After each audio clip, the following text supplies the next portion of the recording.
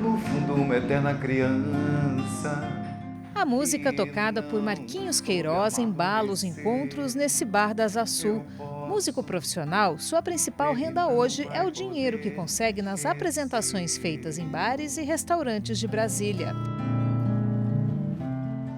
Seria uma forma, acho que mais justa de remuneração para todos os artistas de Brasília, não só de Brasília, mas do país inteiro.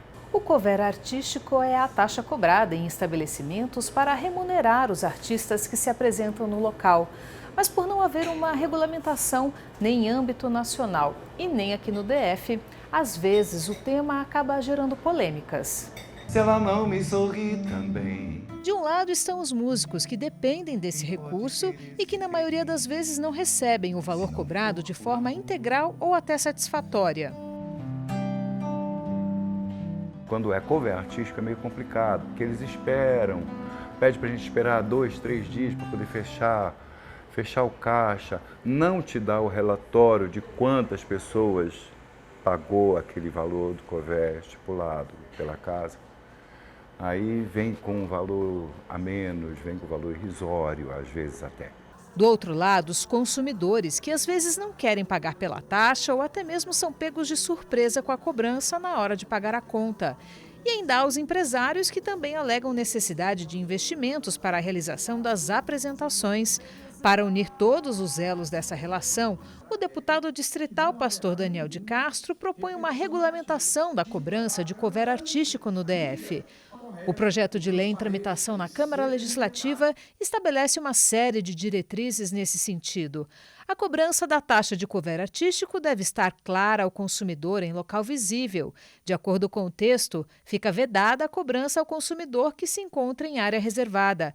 A lei prevê ainda que todo o valor arrecadado na cobrança do cover deverá ser revertido integralmente para os músicos e artistas, exceto nos casos de contratos fixos estabelecidos com os proprietários dos bares e restaurantes. Esse projeto nosso ele nasceu de uma demanda da própria comunidade. Foram os músicos que procuraram o meu gabinete, porque a sua maioria não recebe o valor do cover. Então nós estamos tentando normatizar para o músico que a integralidade do cover chegue para ele. Para o consumidor, que ele tenha a liberdade de pagar aquilo que ele vai consumir. Se eu vou para uma sala e eu não quero som ambiente, é porque eu não quero ouvir a música, então não sou obrigado a pagar o cover artístico. E para o empresário ele tem, nesse projeto de lei, ele vai ter uma opção. Ele pode fazer um contrato direto com o músico, um valor estipulado entre as partes, e aí o que ele cobrar é dele. O assunto foi tema de uma audiência pública na CLDF, que reuniu consumidores, empresários e artistas. Para a maioria dos músicos presentes no encontro, a regulamentação será bem-vinda. O cover artístico ele não é integralmente repassado para os músicos e musicistas. Então, donos de casas noturnas e que trabalham com música ao vivo ficam com a maior parte desse dinheiro do cover artístico. Isso é um absurdo, isso precisa acabar. O dinheiro do cover artístico, como diz o nome, cover artístico, tem que ser direcionado para o músico, o musicista, as bandas, os artistas.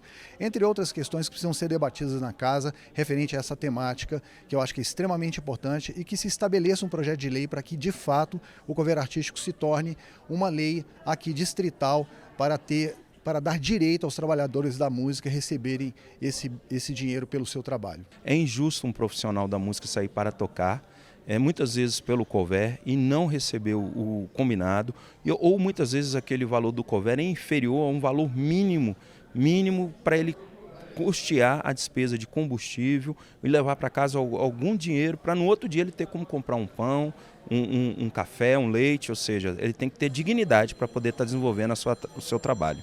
Para o presidente da Associação de Bares e Restaurantes no DF, é preciso cautela para não engessar a relação entre os estabelecimentos e os músicos. Porque no final das contas, o que precisa ter é viabilidade econômica e financeira para a casa e para os músicos.